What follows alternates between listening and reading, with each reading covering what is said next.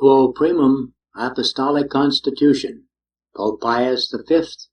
July 14th, 1570. From the very first, upon our elevation to the chief apostleship, we gladly turned our mind and energies and directed all our thoughts to those matters which concerned the preservation of a pure liturgy, and we strove with God's help by every means in our power to accomplish this purpose. For besides other decrees of the Sacred Council of Trent, there were stipulations for us to revise and re-edit the sacred books, the Catechism, the Missal, and the Breviary. With the Catechism published for the instruction of the faithful, by God's help, and the Breviary thoroughly revised for the worthy praise of God, in order that the Missal and the Breviary may be in perfect harmony, as fitting and proper,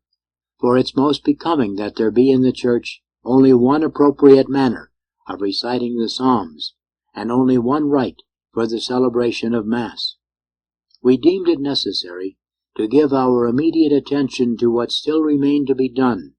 in other words, the re-editing of the Missal, as soon as possible. Hence we decided to entrust this work to learned men of our selection. They very carefully collated all their work with the ancient codices in our Vatican library, and with reliable, preserved, or amended codices from elsewhere. Besides this, these men consulted the works of ancient and approved authors concerning the same sacred rites, and thus they have restored the Missal itself to the original form and the rite of the Holy Fathers.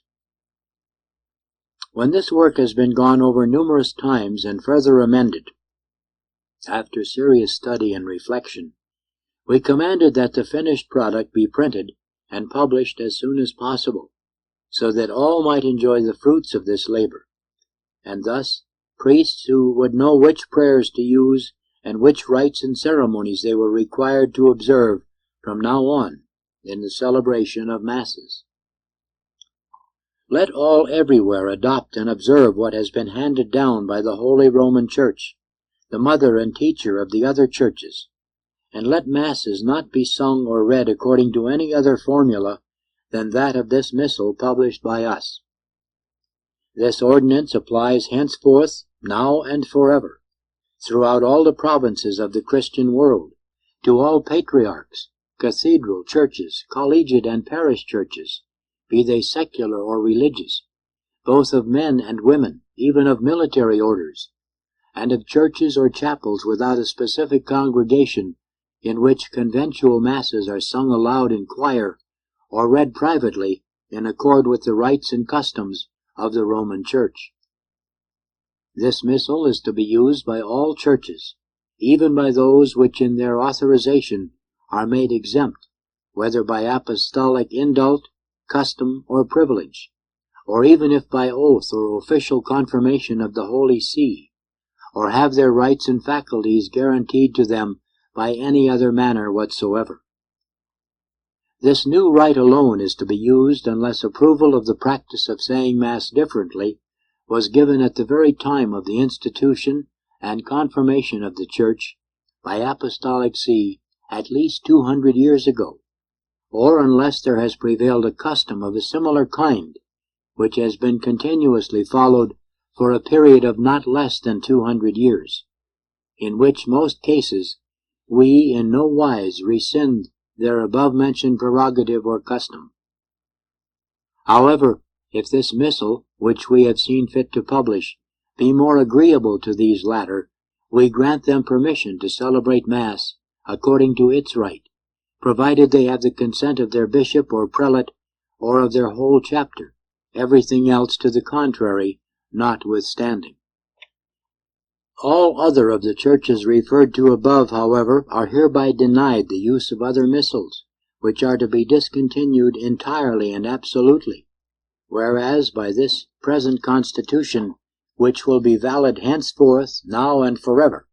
we order and enjoin that nothing must be added to our recently published Missal, nothing omitted from it, nor anything whatsoever be changed within it under the penalty of our displeasure. We specifically command each and every patriarch, administrator, and all other persons, or whatever ecclesiastical dignity they may be they even cardinals of the Holy Roman Church, or possessed of any other rank or preeminence, and we order them, in virtue of holy obedience,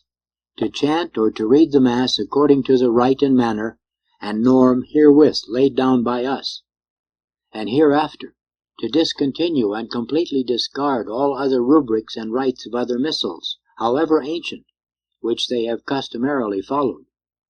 And they must not, in celebrating Mass, presume to introduce any ceremonies or recite any prayers other than those contained in this missal. Furthermore, by these presents, this law, in virtue of our apostolic authority, we grant and concede in perpetuity that for the chanting or reading of the Mass in any church whatsoever, this missal is hereafter to be followed absolutely, without any scruple of conscience or fear of incurring any penalty, judgment, or censure, and may freely and lawfully be used. Nor are superiors, administrators, canons, chaplains, and other secular priests, or religious of whatever title designated, obliged to celebrate the Mass otherwise than as enjoined by us.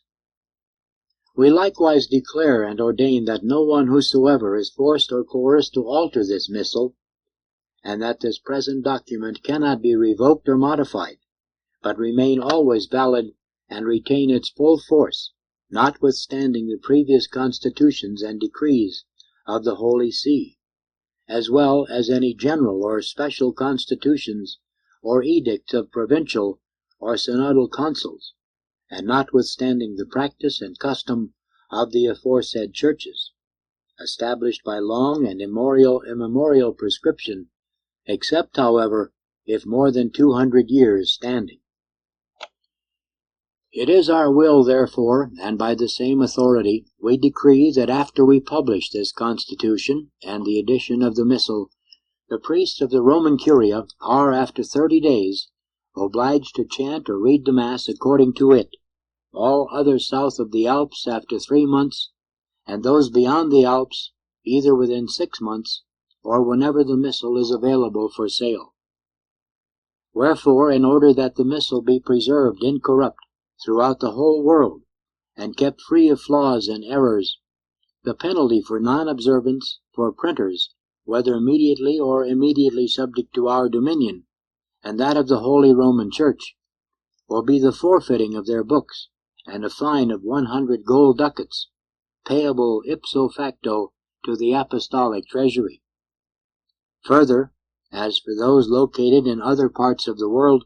the penalty is excommunication latae sententiae, and such other penalties as may be in our judgment be imposed. And we decree by this law that they must not dare or presume either to print or to publish, or to sell, or in any way to accept books of this nature, without our approval and consent, or without the express consent of the apostolic commissaries of those places, who will be appointed by us. Said printer must receive a standard missal and agree faithfully with it,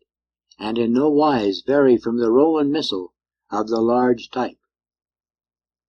Accordingly, since it would be difficult for this present pronouncement to be sent to all parts of the Christian world, and simultaneously come to light everywhere, we direct that it be, as usual, posted and published at the doors of the Basilica of the Prince of the Apostles,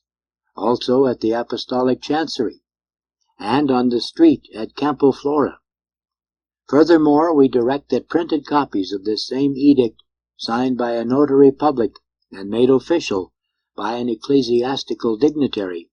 possess the same indubitable validity everywhere and in every nation, as if our manuscript were shown there.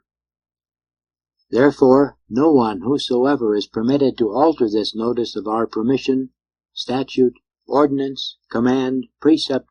grant, indult, declaration, will, decree, and prohibition, should know that he will incur the wrath of Almighty God and of the blessed apostles Peter and Paul. Given at St. Peter's in the year of the Lord's incarnation, 1570, on the 14th of July of the 5th year of our pontificate.